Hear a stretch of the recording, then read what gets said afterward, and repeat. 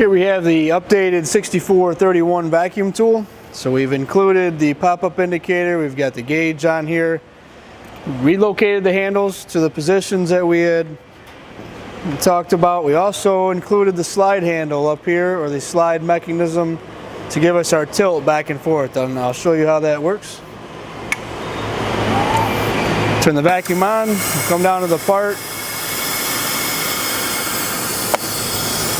Once you have over 18 inches of mercury, the pop-up indicator will come on, you're safe to lift. If you're between the range of 5 and 18, we have disabled the up function in case you didn't have a good seal on the vacuum cups. You won't be able to lift the part up.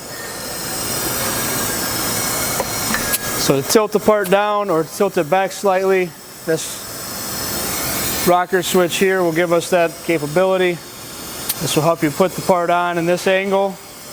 It will also help keep the part nice and level depending on how you grip it coming out of the fixture as planned.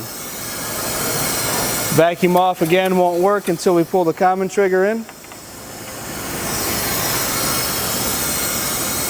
So everything is the same as when you were here to test it the first time, other than the pop-up indicator, our new slide handle, our rocker switch to adjust that.